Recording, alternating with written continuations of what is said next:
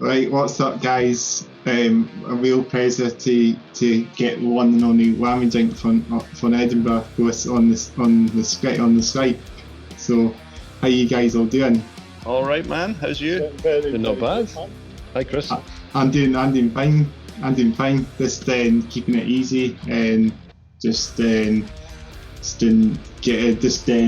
not being on my radio shows, but also doing them from home.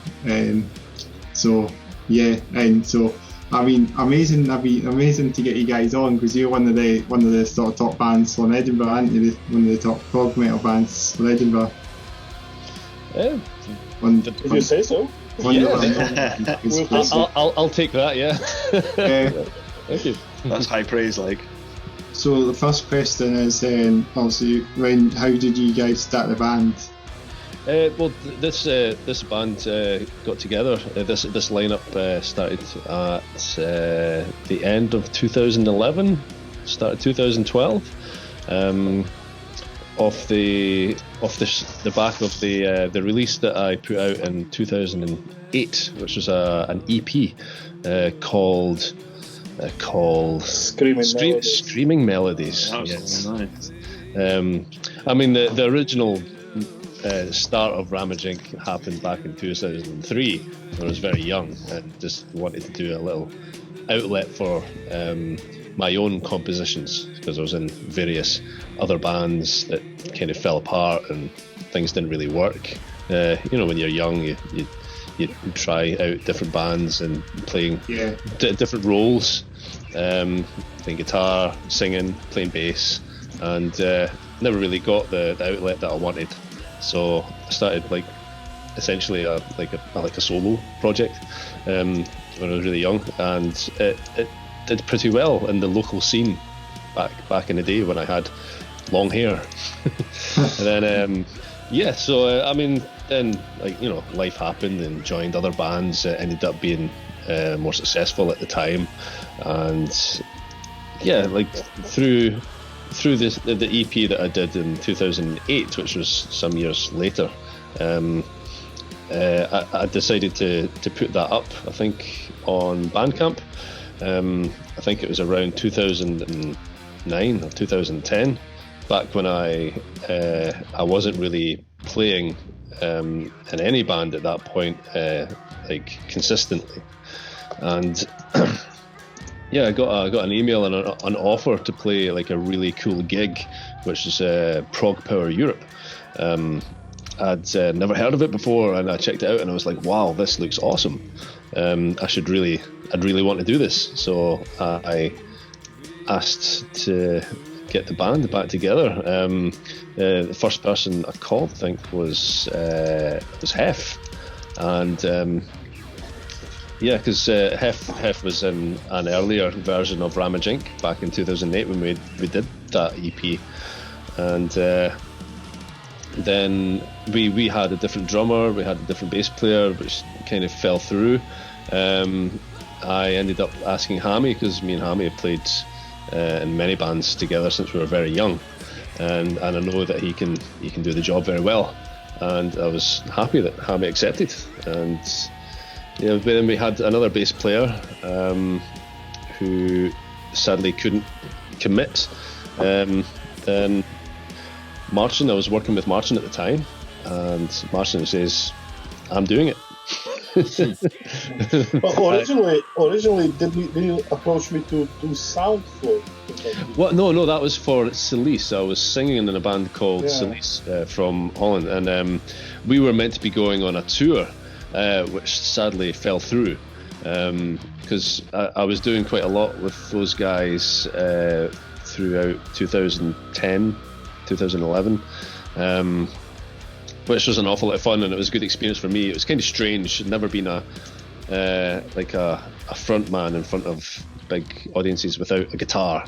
Well, I've dabbled in it in the local scene, but not to that extent where I'm going other countries and playing festivals. I felt quite strange not having my guitar there to hide behind.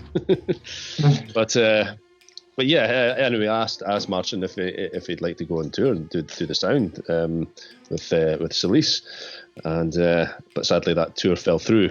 Then I think Marcin heard some of the demos. And Marcin actually been to one of the early Ramage Inc. shows. You let me hear the Scary Melodies, and I've been a fan, and I came to see you in the Ark. Yeah, the Ark on the 39th of September. Yes. That's what it was billed at. That's what it was on the poster. That's why no one came, because the 39th of September doesn't exist.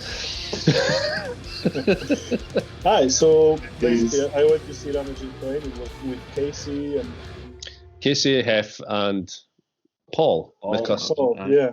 And I've been a fan ever since, so when opportunity presented itself, I jumped right on it.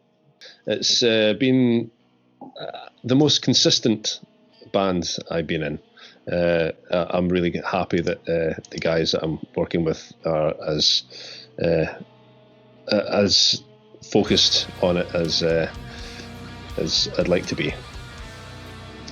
We all set aside time every week, if we can, to practice.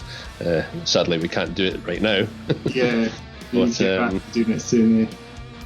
So yeah, I'm quite privileged as far as being a musician that has his own outlet, for my music. To have guys that are willing and happy to play my stuff, I couldn't be any happier, really. You guys played Download Festival and Bloodstock Festival, I believe. Yeah, but we did both. Yeah. We played both in 1 year, actually. It was Bloodstock and Download on the same year. It was the first time we played Bloodstock. It was on the same year. That must have been a really good time to get to get established a bit more down the country as well. Yeah, it was probably the highest profile gigs we've played so far at the time. That's really good. Really good you guys actually played. What stage did you guys play? Where? Bloodstock? Yeah, Bloodstock and Download. Bloodstock we played twice. We played New Blood stage, and then we were invited back to the Sophie Lancaster stage. That's the biggest stage. That's the bigger that's the middle stage, because there's obviously Ronnie James Dio stage. And Download, I think it's called the Doghouse stage? Doghouse? Yeah. The one in the campsite. Yeah, it's massive tent in the campsite, yeah. Yeah, that was fun. Playing a gig with muddy guitars. Yeah, so, that was so rainy. Yeah, it rained like probably for 24 hours straight before we got there, so everything was just mud. It's Download, isn't it? Yeah, Download. Yeah. Download. That's Download. It must have been hectic for bands to play in there. It must have been really hectic for them to play in weather like that. For these bands that time. It was kind of funny as well, because the next day, the day after we played, was beautiful belting sunshine. Like, we all got sunburned in that. But we have a good run of these outdoor festivals with really cool nicknames. Because we played Scorchfest, we played Amplified, and we played Drownload. Drownload. That's the word for it. That's really cool. Really cool you guys actually played a few outdoor festivals in the past. I mean, some of these other bands, I think, once you haven't played that and whatever, like saying.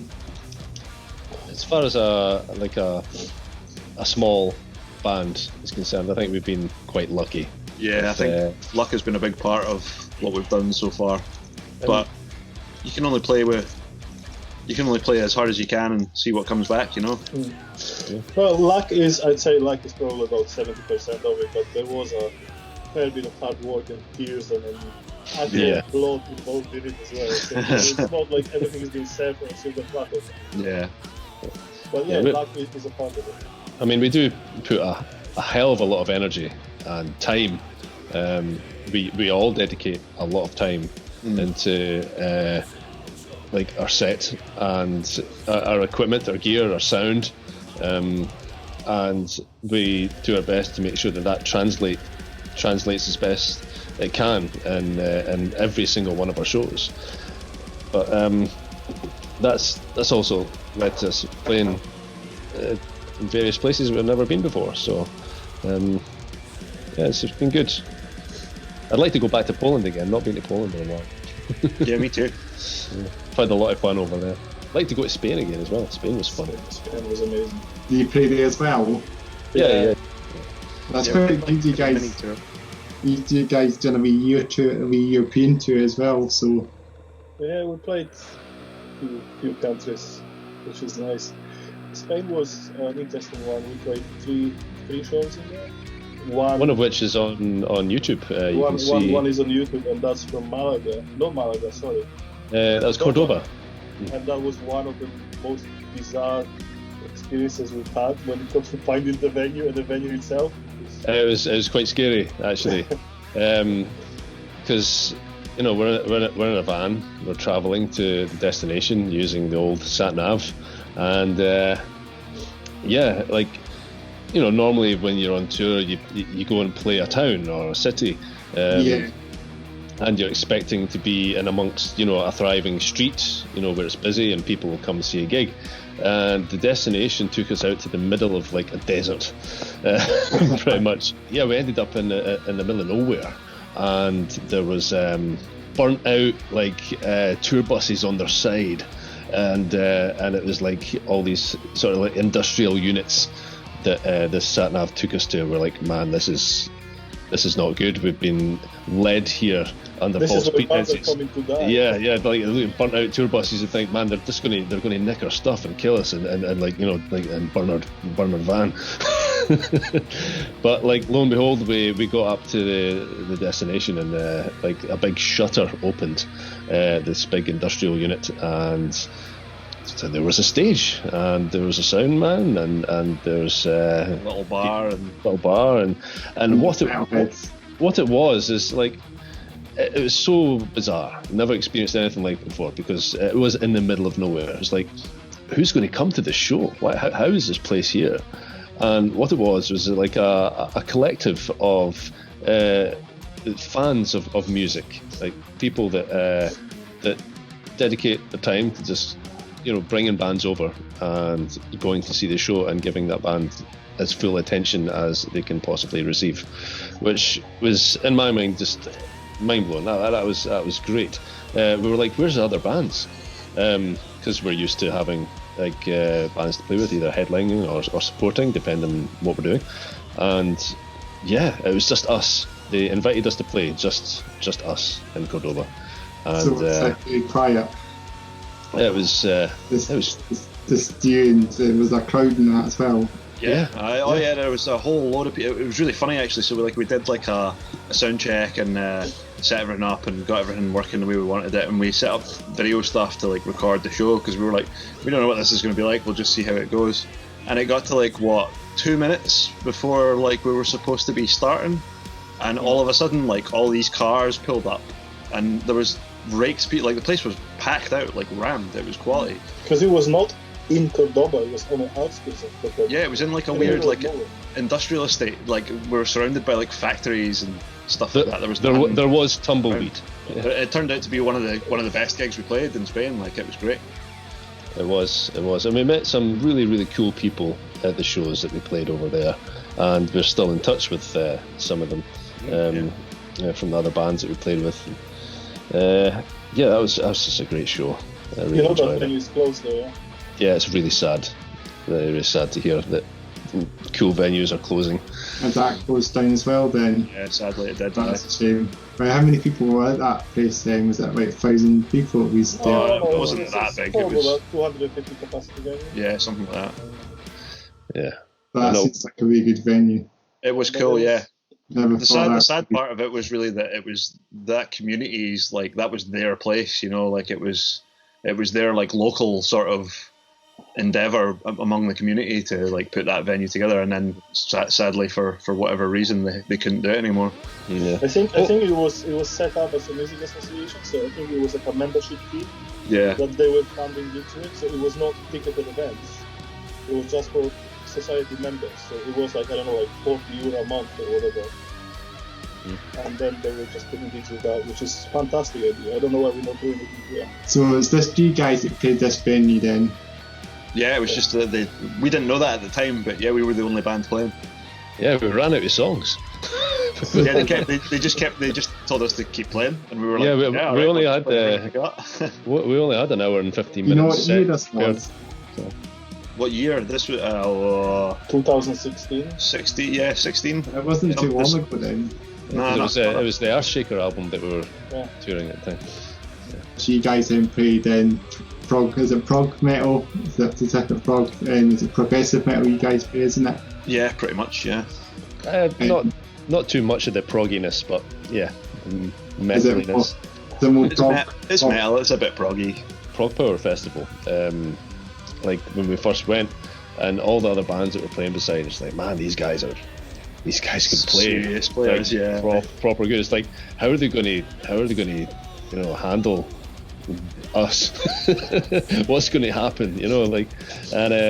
And for me at the time, this is my first really sort of decent sized gig with Ramage Inc. Never done anything like that before, and it was like, well, I hope we don't scare everybody away, with being a bit heavier compared to the prog stuff that was getting played there. I've done some shouting and things as well, so but yeah, it went down really well. I was quite pleased. The reaction was really good. But like normally, like back home and most of the other venues that we play now, we're kind of like the odd cats out. They have we're the chilled out band. Yeah, we're the mellow metal band. Yeah. So is this a big festival? Was this one the big? If this was the biggest, one of the biggest you played, how big was this one? The capacity? We've played much bigger shows now, but at the time, Prog Power was a really big thing for us, and it was the whole reason we are here right now.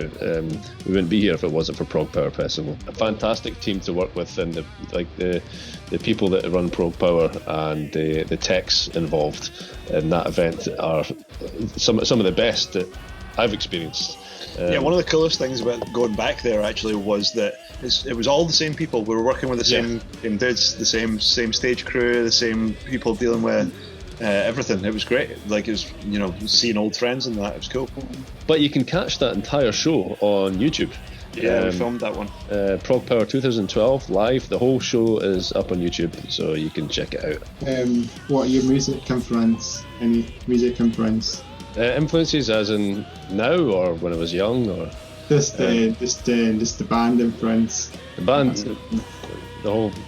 I mean, I kind of wear my influences on my sleeve as far as things now. I mean, like, it's obvious. I like Devin Townsend. Cool. I need to drop that bomb.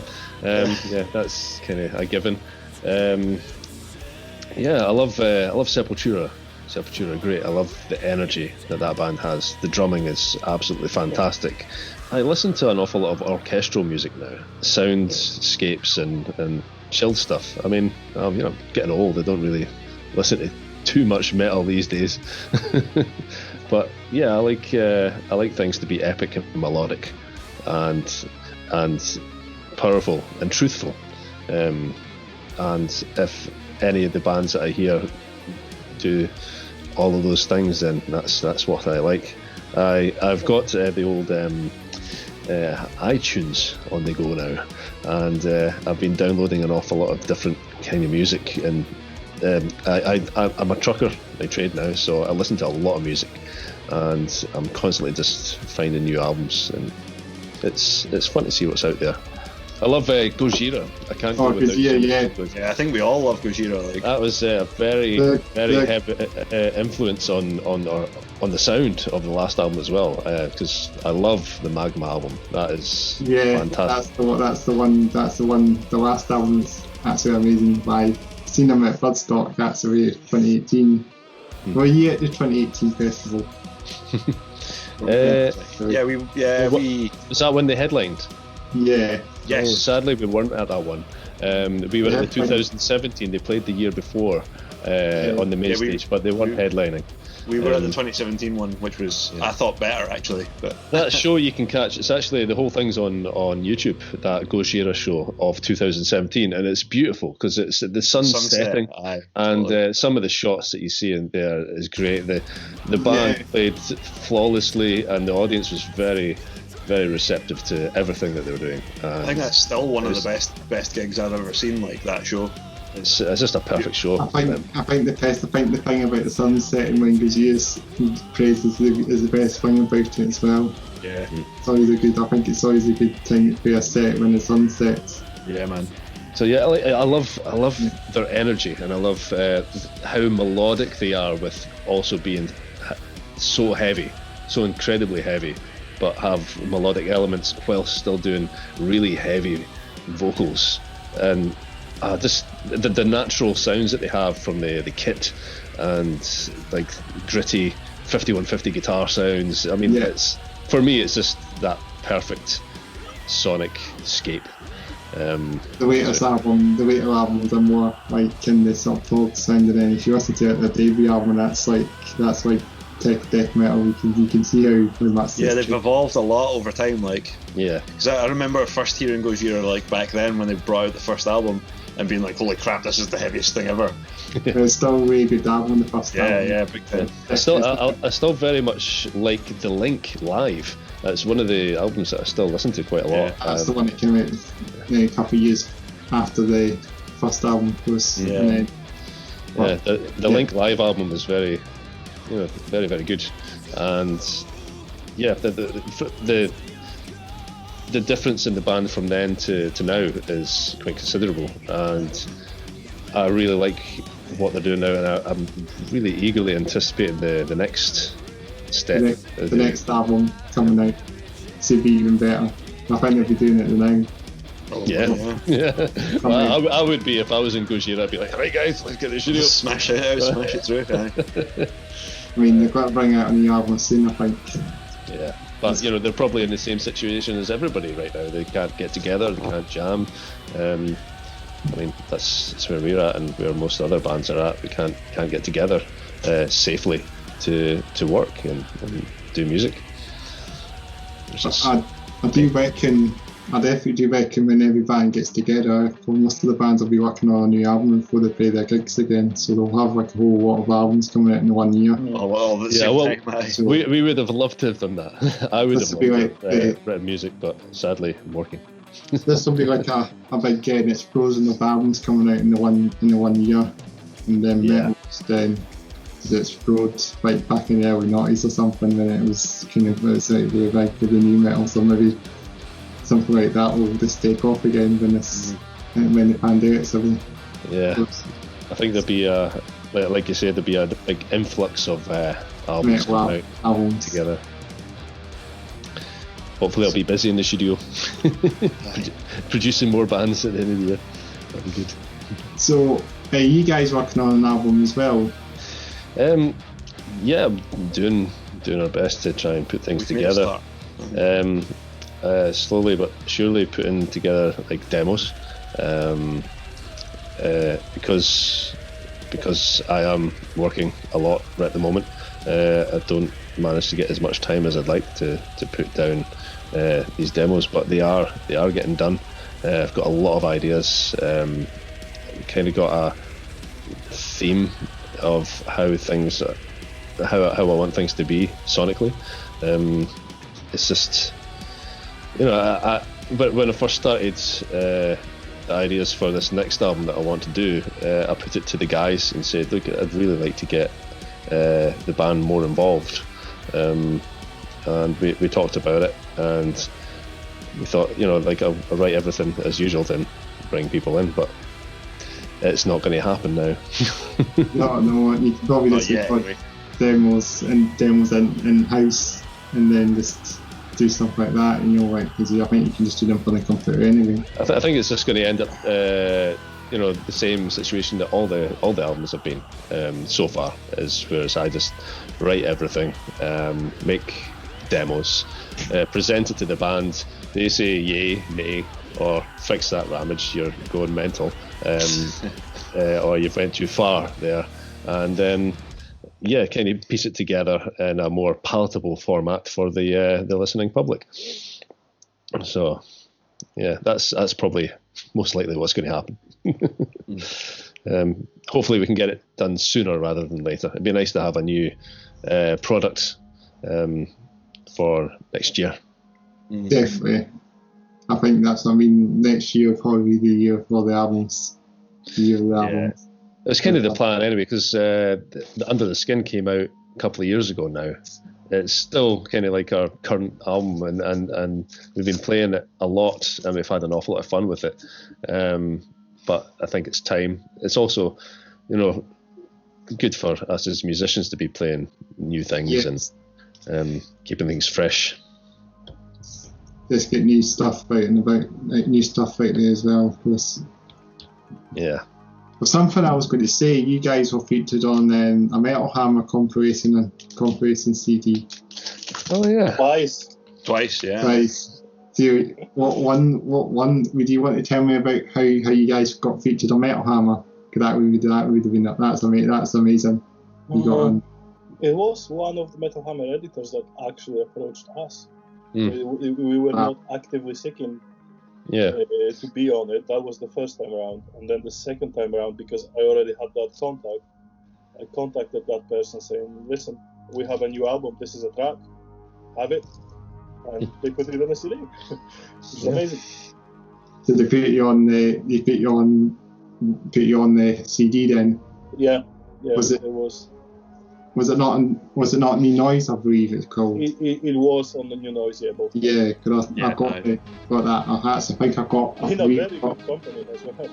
I believe I got that one actually. I believe I got New Noise, and well, I think I've got most of them now. So I've sure got the one of. One of the bands who I still listen to now a lot, that I heard back before they were, big, were featured on one of the front cover CDs, and that was Look at a Coil. One of their very, very early releases, and I was like, wow, that's really cool, very melodic and female singing as well. At that point in time, it wasn't really prevalent in the metal community to have lots of female vocals. I mean, I think the only other sort of rock metal female vocalist I heard at that point, with our limited sources back in the 90s. Before the internet. Before the internet, before, I mean, I'm a country kid as well. There was not many places for me to get music. So, the only other vocalist I heard at that point was Annika van Gersbergen from The Gathering. And I was like, wow, that's great. Then to hear that as well, I was like, wow, that's taking things a bit further in the more sort of like heavy realm. And I mean, these kind of things were great for people to find new bands back at that time. But things move on, and technology has advanced so much that, man, you can find so many different bands now just with the click of a few buttons. There's a sea of bands now as well, and that's what I mean. There's so many bands you just never heard of until you hear them. Mm-hmm. There's even a couple of death metal bands I listened to on YouTube very recently I've never even heard of, and I've been spotted them on YouTube, and then I'm definitely have to get them played on the show, so I'm going to give that. I'm definitely going to do that. So you can just see a new band name and you put it up. You hear it and it's really good as well. I know how many bands out there. There's so many bands out there, and it's hard to kind of listen to them all. I mean, there's so many, and it's trying to find something that you like in amongst the vastness of all the bands that are out there. I think because technology has advanced so much that everybody can record themselves now. Is of access to everything.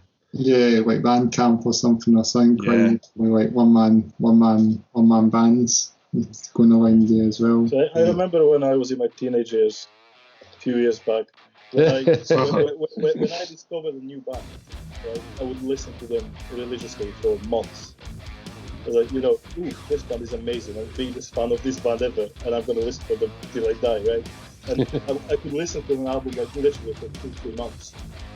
I can't remember that happened to me like in the recent times. Because there's so much music now that it's so easy to discover. There's still a few bands that happens with though, man. Like we went through the Leprous phase and that, you know. Yeah, but you see my point though, right? It's all like I don't want to say more disposable, but it's so much it's a quicker turnover. Turnaround is, It's because we're all living in a very instant society now. We're expecting we just get things that like so quickly, and we expect that now. And like back in the day, we'd have to walk to a shop. You know, I used to get my CDs from John Menzies. I don't know if you remember that.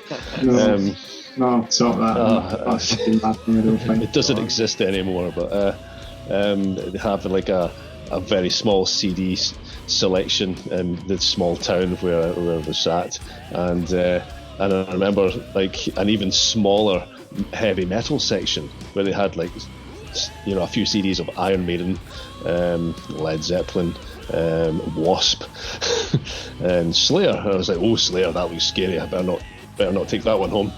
I eventually did though, and didn't regret it. Well, I think what I was trying to say is like there is a risk of missing a lot of good music because of that. That's a fair point. Yeah. Because it's easy to not find a band online. Yeah, I guess you know, because everything is so instant. Instantly by exactly. There's so much out there that you need to really just. I remember, going back to the same Virgin Music. I remember that shop being around back in the time. I think when I was younger, I seen that, but they disappeared. It was in the one in Quincy Street. It was a shop. They used to sell CDs. I mean, it's changed. It's not many of these shops going around now. Physical shops and sell. They're all gone, aren't they?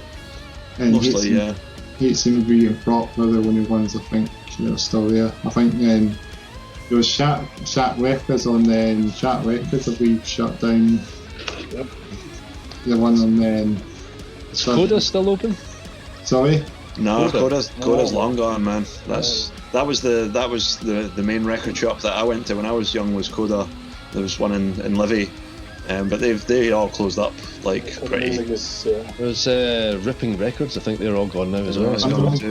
Unknown Peasants is still there. That's still there, as far as I know. Yeah. Unknown Peasants. I think that's still going. I think there's a handful of like little independent shops like across the UK sort of thing still, but very few. What's the name of that one? Property Club? Oh yeah, is that on Elm Row? Yeah. What is that called? Vinyl Villains. Vinyl Villains, that's right. Yeah, man. That's one I heard as well. Holding in there, staying strong. I hope they're okay after all this. I don't know how these kind of businesses are surviving at the moment. With great difficulty. Yeah. Yeah, it's got to be. All these independent shops, hopefully they'll still be around after this as well. Something about your hobbies and interests now. This will be a good one. I do enjoy. Get all our gaming questions in, I reckon. Hobbies and interests. On you go, Hef. Music, obviously. Yeah. I like to make beer. I like to make beer. And play computer games. Drink beer? I like to drink beer. Yeah, I've actually run out of beer. So You like your Lego as well, don't you, Hef? I like Lego. Yeah, I've got Lego here. So I build a lot of Lego. This is a little digger. And, I'm digging it. I'm digging it. And then this is a bigger digger. I'm digging it even more. So you like all your machines and that then? Yeah, man, I'm right into mechanics and electronics. You can ask me. I'm saying the same. Here's the biggest one I've got. Hang on. Oh, Jesus. There's this guy. Oh, wow. Oh, yeah. Wow. Like a big you mining. should have one, You have a thing for digger stuff. Yeah, man. You should have like a EX8000 or something like that, or a PC. Here's one that's not a digger. Here's a boat. Cool. But does it turn into a digger? I think I could probably turn it. I could probably turn it into a digger. Yeah. You should have one of these like massive Komatsu PC 8000s or something. I at one point did have a Komatsu Lego kit, but I don't know where it is. I think it might be in a box somewhere. Like when I moved into Edinburgh, I moved into a tiny little flat, so a lot of my stuff just had to live in boxes in a cupboard somewhere and that. See, I'm a big mechanical nerd as well. I call my trucks and scenes, pieces and that as well. I don't have any models. I've always loved that stuff since I was a little kid. Like we moved house when I was probably about 10 or something like that, and we moved into like a street of like new build houses that were still all getting built, so there was just crap loads of diggers and stuff outside my house all the time, and I was completely fascinated by it. Like, you JCBs and that, doing all the work. There was a huge period of my life from when I was like 10 to when I was like 15 or something where I just wanted to drive diggers for a living. Well, that'd be fun. I was like that. I used to record the diggers and that when I was back in my early days as well. Yeah, man. I remember there was a story, and I think it was Paul McCusker, the old bass player from Ramage Inc, and he walked past like somebody in a digger who was working, one of the workies, and brazenly just went, "Oi mate, go and give us a shot of your digger, big man." And he did. No way. You guys maybe do a cover of the JCB song or something. You should do a metal cover of it or something. Maybe one day. That was a song that I used to hear back in the day. It's a really acoustic cover. I'll tell you who it was again, but I remember that song. It used to be on the radio back in the day. It was. I remember that tune as well. I never thought that song would have made it in the charts.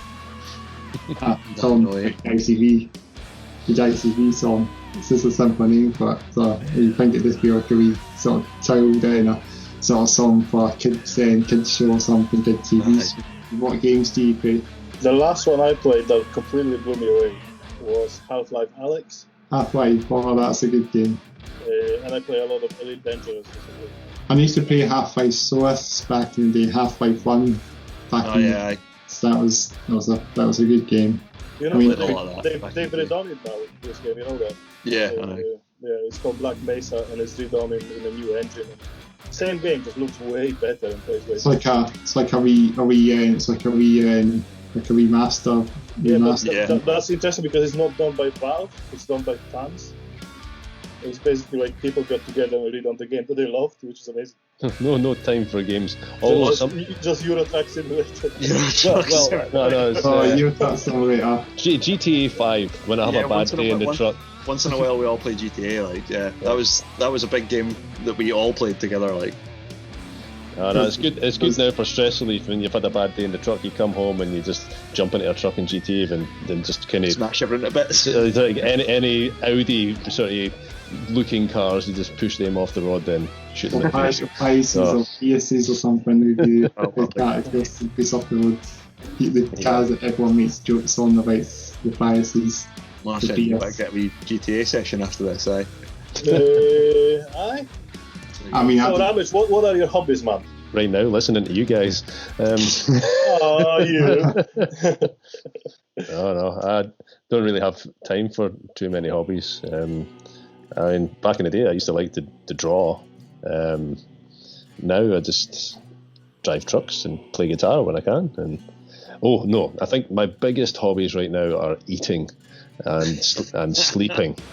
I love sleeping, and I love eating my wife's food. It's incredible. Very lucky man there. So yeah, coming home and seeing what my wife's made, it's that's my biggest hobby. It's more like a privilege, really. That's what started out for me. Playing guitar, watching movies, just nothing really special anymore. Like, I don't do anything extravagant. What about you, Chris? What's your hobbies, man? My hobbies, I play PS4, of course. I play Truck Driver, if you know the PS. There's a game called Truck Driver that came out on PS4. Just a simple title. You've piqued Ramage's interest. Yeah. And it's Sesco, I believe, published it. What do you do in it? You drive a truck, obviously, but what is there? You know, it's a. If I was quick enough, if I'm quick enough, I can just show you the cover and I'll show you what you mean. I'll show you what you mean by it, and give you 2 tips, and I'll get it out for you now. So this is Truck Driver. I can't really see You it. need to hold it closer, man. Can you see it? This is Truck Driver. So you might have seen this one somewhere. So I don't think I've seen that one yet. it's not the best. And I don't think it'll be going anywhere as much as Euro Truck. I won't get anywhere near it, to be honest. But it's a game. It's the only game you can get on console. So I just managed to just buy it and decided just to play it. But I've not played it for a while now. So it's not got any licensed trucks in that. I would like to. If they put like they've got trucks based on real models, but they don't have them in real brand names, so you can tell a Scania is a Scania, and you can tell it's a man is a man, and a DAF is a DAF XF. So you can still tell, but obviously made up names. What's your favourite truck to drive? I don't drive a truck. In the game. In the game. And well, you get a Mercedes one when you start off, but to be honest, I've never really played it for long enough to have to get the Scania one. I would have bought the Scania. Scanias can sometimes be overrated. What is actually the best truck round? It's all subjective. And I played a band called Scania as well. If you didn't know, there was a few weeks ago, there was a Brazilian band out there called Scania. Alright. Yeah.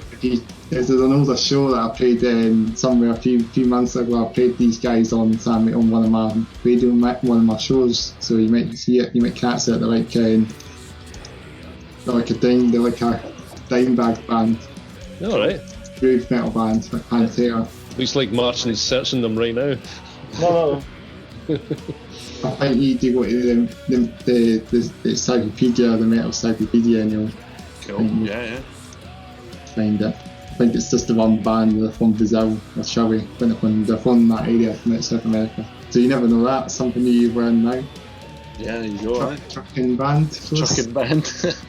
Get all the parts of trucks. Use the old parts from the 143, Scania 143, and put them on. Use the headlights as the stage lights or something, and have a massive door as a guitar, like the biggest guitar probably in the world. You have to do this like when you're playing it. If you're trying a door to play it as a guitar, truck door guitar, then that would have been. It'll have so many effects as well, so I would think it would be difficult to play, but you could just imagine that. But in reality, they're just normal bands. They just play Ironizes or ESPs, but they're like a groove metal band. But You should check them out. good band. This is one I think you'll like. This is one of your important ones. The one that'll get you'll get your eyes lit up for you. This is one for your gear. You use what amps, guitars, and basses do you guys use? I started off playing Jackson guitars very early on. I liked them. I wanted a spiky guitar because I was young and I was in a heavy metal band. So yeah, Jackson Kelly's. Obviously the one Matty uses as well. Matty from Megadeth. Matty Freeman, yeah. And then obviously Philip Valentine used them as well. So. Yeah. But moved on from there. I got an Ibanez when I was 20, I believe. I worked in McDonald's for a few months so I could buy it. I was in college at the time, and it's still my best guitar in my collection. It was the most expensive bit of kit that I bought for music. At the time, I think back in 2000. The year 2000, yes. At the time, I think it was like £1,400, and yeah, it's incredible. It's an RG 2027 XVV, which stands for the Vintage Violin Finish.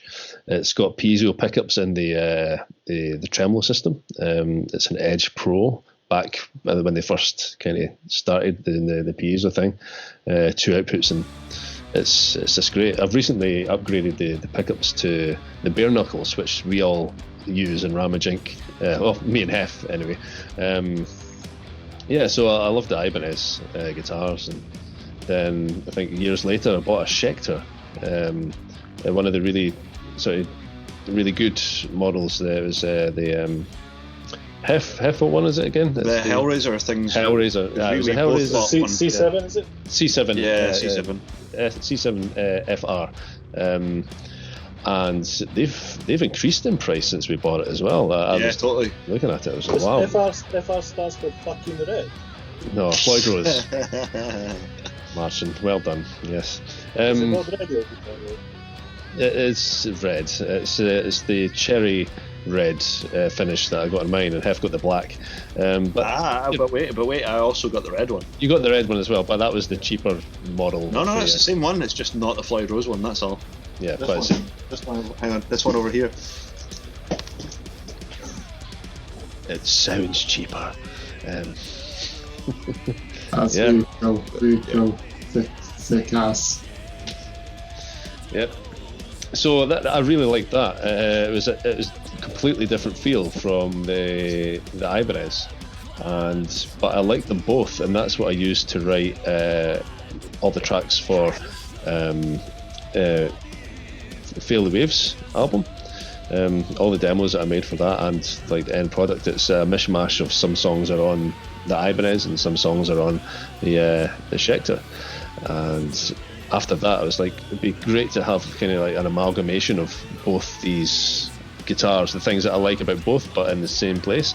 And there's a man that we met called George Conkran, who built my own custom guitar for me, and he spent an awful lot of time on it, an awful lot of pain, and me taking it back and tweaking things. And yeah, I mean, he built me my own custom guitar, which is great, and that's what's been used on the last 2 Ramage Inc albums.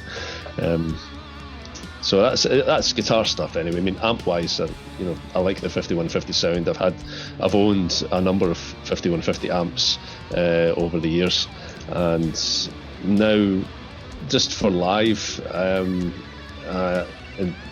ease of transportation, we all use amp sim stuff. We use the Line 6 Helix. All 3 of us have the Line 6 Helix kit floorboards to use live, because it just makes things easier. It also helps with music production to have the same tones in a box as you have on tour, doesn't it? Yeah. Means that if one of us comes up with something that uses a specific sound, we can send the same sound to everybody else really easily. And as far as it's concerned for like live, I mean, we're playing sort of small to medium sized venues.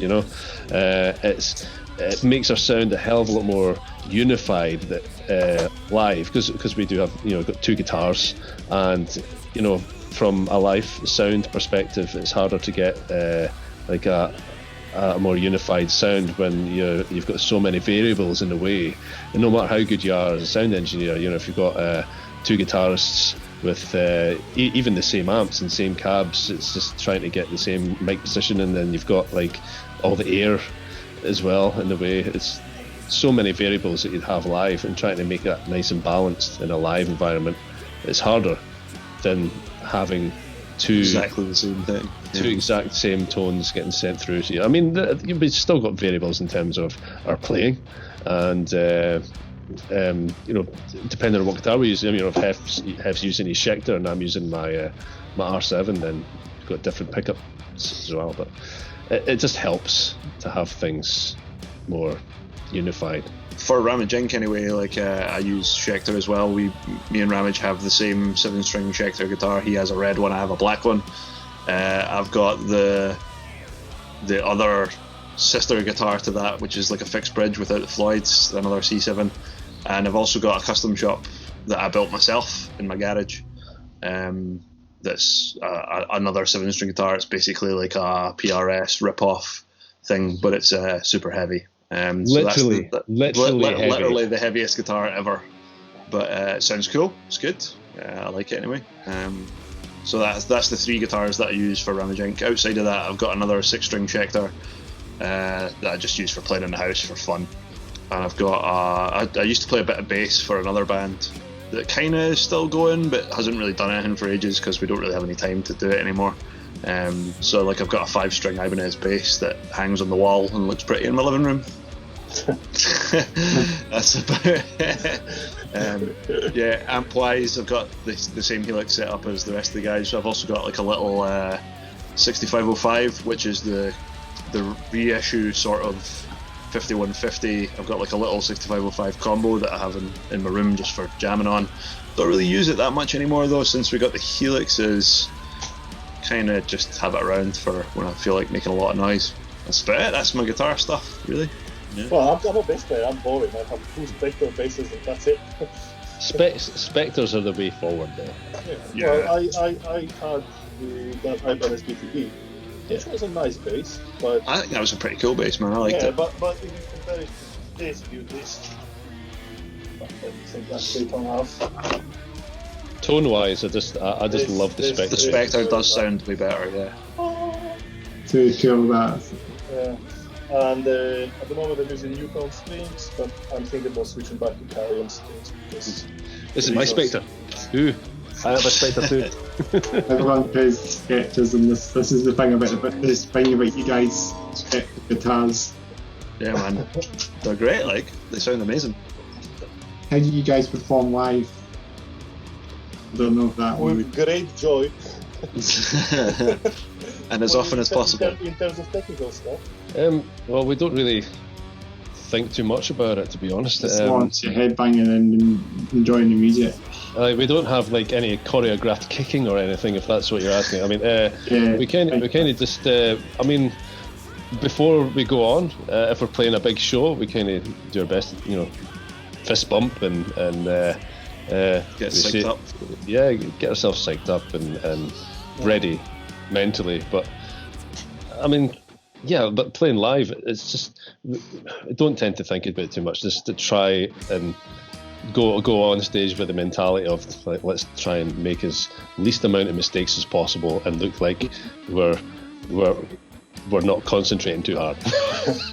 Yeah, we try to have as much fun as we can. Like it's all very organic, as Ramage mentions. Like we are not the ones for choreographed moves and fancy wardrobe. It's all about music. Yeah.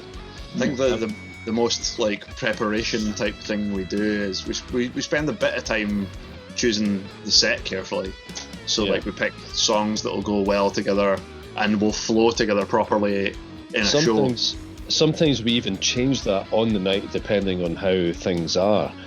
Some shows that we've been to where we've had like a few bands on before us, and we can kind of judge the audience's reaction by how they've reacted to the other bands there, and depending on what kind of gig it is, if it's a really heavy kind of lineup, or then we might take out heavy tunes, or even make it more varied to be a bit more dynamic.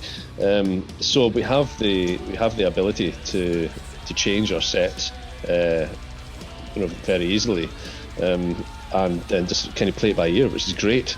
We tend not to do that very often, but because we work very hard on our sets before we go off on our gigs, and we've always got our times mapped out of how long we can play, and because we play to click tracks and things, then it's always quite organised in that respect, and that helps us relax in a sense, because we're not having to worry about that in a live environment.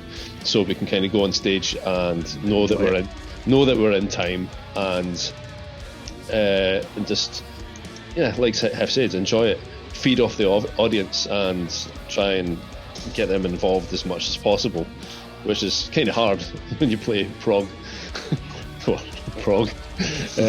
metal. But yeah, it's just go on stage, try and enjoy yourself as much as possible, and try and make other people enjoy the show.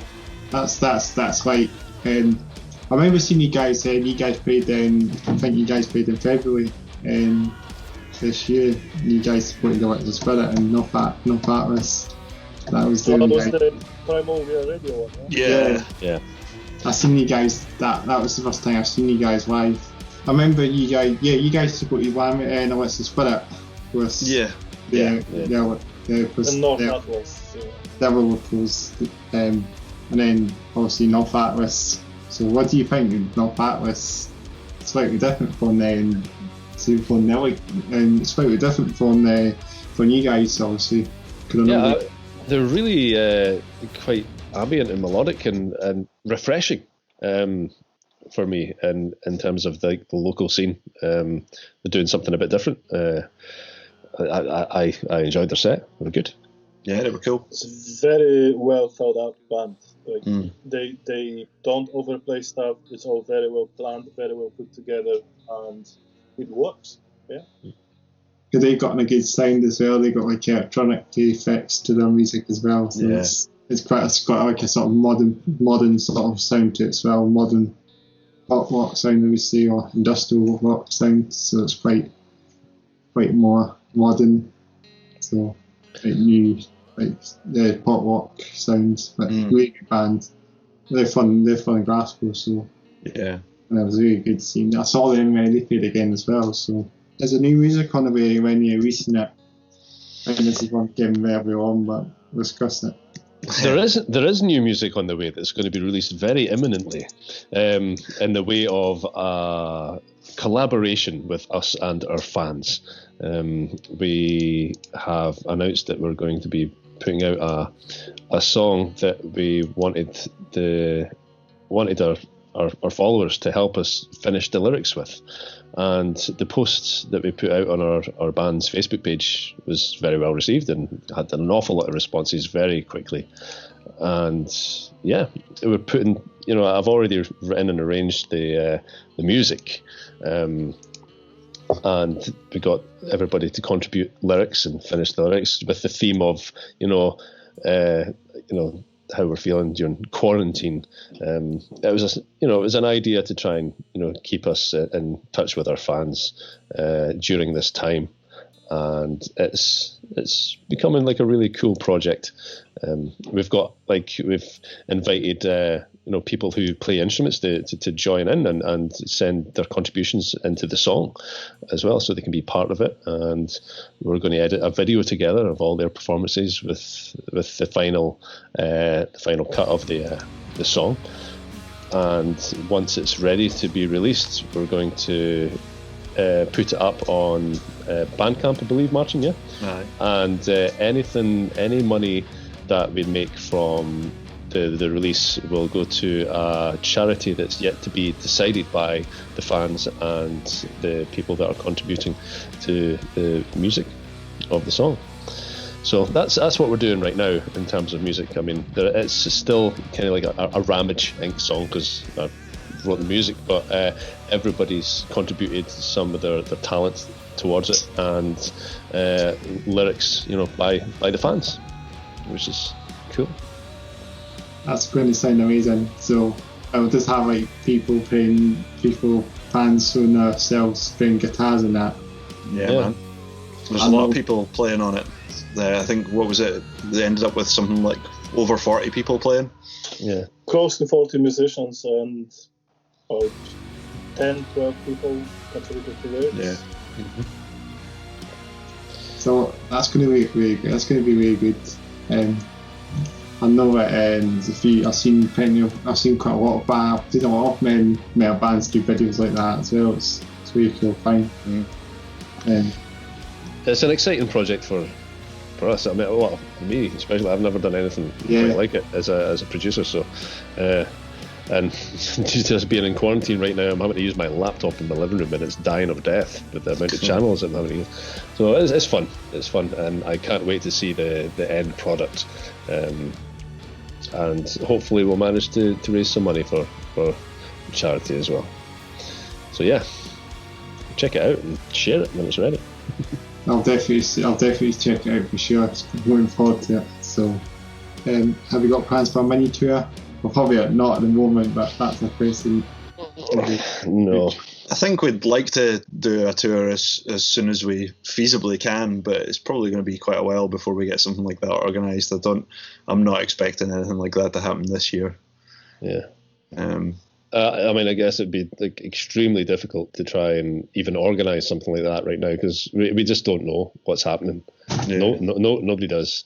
So until things are a bit more concrete, then I guess people can't really plan ahead yet, safely. So the answer is yes, but no. Aye, but no, but. So it'll be 50-50 at the moment. What's going to happen. Well, it will happen, but not in imminent future. We don't have anything concrete set in stone planned yet, so. But it'll probably be next year, probably at the earliest. Yeah, I would expect that would be a fair guess. Most bands have done that as well. I mean, yeah. I mean, really, I do think gigs definitely should come back. Gigs should come back, but much better, and stronger as well. Everything should be much better when gigs do start again. Metal bands. I mean, everything should be better with gigs as well. That's another thing should be good. When gigs come back, a lot of people will be really, really excited to see. Yeah, I think hopefully there will be like a really good, like kind of golden era of really busy gigs because a lot of people will be desperate just to get out and see bands again. Like us, I mean. Hopefully venues will have the same reaction that a KFC's got right now. Yeah. Because I find that's what I mean about these fast food restaurants there. When they open up, everybody will be flooding away to Mickey D's and EK and KFC. Yeah. If people are that passionate about music as well, then things will be good. Everything will pan out in the end. Yeah. This is quite a really good question you'll probably like. Is there a dream gig you guys like to play? Dream gig? That would be probably. Probably Bloodstock. I would love to play. Is it the Red Rock? That place. Where is it? I've seen a few bands play this place. I think it's called the Red theatre. Rock. Yeah. Aye, yeah. Oh, it just looks like a great place to play. I don't know how it sounds. I've never been there. It looks like it'll be really cool. But just like the backdrop, man, it just looks incredible. I'd love to play there with Devin Townsend, of course, Gojira and Clone. Yeah. And Toad. And Leprous. Until Leprous, aye. Okay. Cheers, man. That would be amazing supporting bands, for sure. You guys can be open the show up for all these bands. That'd be really cool. That would be awesome. So any other gigs, any other dream gigs? Oh, I'd like to play metal bass. I'd like to play Vacuum. I'd like to play Vacuum. But metal bass, that's the one I would very, very like to play because of the second level, which is amazing as well. I mean, that's quite far down. That's quite a distance away, but I mean, it doesn't matter. You guys, if you book us, we will come. Yeah, man. You guys played around Europe anyway, so I'm sure that would be an awesome gig. Personally, I would like to play Hall 4 of the SECC because when I was young, that was where I went to see bands. And now is where you go and do corporate gigs. Now it's where I go and do corporate events. And I go there to see metal bands plus the. You mean the Hydro, aren't you? No, not the Hydro. So like before the Hydro existed, all the bands used to play in Hall 4 of the SECC in the like main complex. It's just a big empty like aircraft hangar looking type place, but they used to set up massive gigs in there. Saw loads of cool bands in there: Iron Maiden, Leonard Skinner, Deep Purple. Yeah. So for me, that'd be like a dream gig. It'd be like doing the thing that I saw all the fucking bands that I like to see play. Is that bigger than the Hydro then? No, it's smaller. Yeah, it's about half the size. Probably even smaller than that. I think it's like 4,000 cap or something like that. But now the Hydro being there now, there's a lot of it. It's much bigger and there's you can see. Don't get me wrong. It'd be cool to play the Hydro too, but I mean, you get a good view from all over any direction. Yeah. The bands and probably in the hall you just see you're just in the one space and you could be that side or far away, and if you're in the Hydro you're just in a corner anyway. So I've been there since the last time I saw Slayer's farewell tour. They were playing at the Hydro in the 2018. So that was really good gig. I didn't see a dictionary apparently because it was an early gig, so it was kind of like a gig. This happened after the drive home, and obviously people have to just drive straight to the gig as soon as they finish their work. Yeah. So it's kind of like an early start. And I think so there's another question I'll ask you as well. Anything you like to say to the listeners? I think this is more like a shout-out question. Stay home, stay safe, and protect the NHS. And keep listening to metal. Yeah. Yeah, I will as well. Well, if I can ask you to support unsigned bands, even more now than before, because we need that support. And I'm not talking buying merch, which is also important, but like spread the word, check out with the bands if they're doing alright. Just basically keep the scene alive, because all these months that will be very, very difficult for all of us. Thank you very much, guys. And this has been a really good interview for you guys. No problem. Thank you. Yeah. Thanks for having us. Having us.